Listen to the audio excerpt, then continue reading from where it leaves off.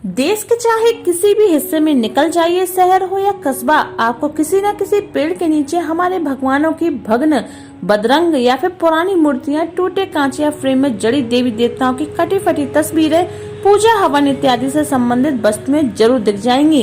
कभी बड़े सामान के साथ घर लाकर इनकी पूजा अर्चना की गई होगी, इनमें अपने प्रभु या इष्ट की कल्पना भी की गई होगी। पर आज गंदगी के माहौल में जानवरों, कीड़े मकोड़ों के रहमो करम पर लावारिस पड़ी है, धूल फाँक रही है। क्यों ऐसा होता है या किया जाता है? धार्मिक प्रवृत्ति के होते हुए भी हम ऐसा क्यों करते हैं? तो इसका एक ही उत्तर दिखता है कि इस बारे में इंसान को सही विधि मालूम नहीं है, जबकि धार्मिक पुस्तकों में इसके लिए दिशा निर्देश उपलब्ध है। ऐसी मान्यता है कि भग्न, बेरंग, कटी फटी या फिर क्रूप प्रतिमा की घर में पूजा नहीं करनी चाहिए।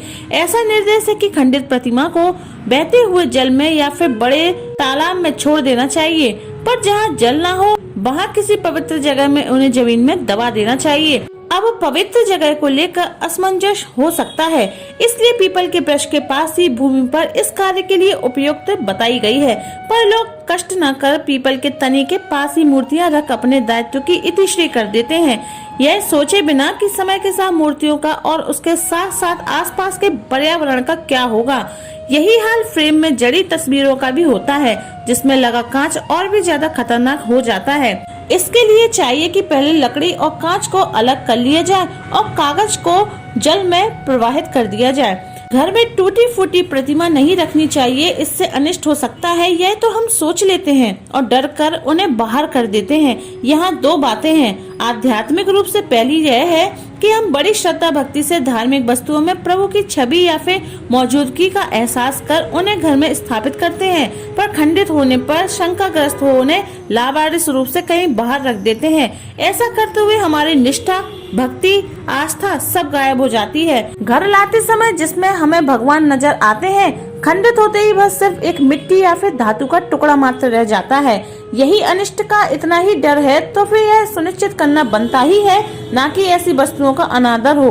दूसरी बात, धार्मिक पक्ष को छोड़ दें तो भी ऐसी चीजों को बाहर करते समय हम इसका ध्यान नहीं रखते कि जाने अनजाने कूड़ा करकट बढ़ाकर हम पर्यावरण की क्षति का कारण बन जाते हैं। जिस वृक्ष के नीचे हम ऐसी चीजों का ढेर लगाते हैं, धर्म में भीरुता के कारण किसी भी चाह के बावजूद वहाँ सफाई नहीं हो पाती। फिर फूल वगैरह की वजह से वहाँ कीड़े मकोड़ों, जानवरों की आवक बढ़ जाती है।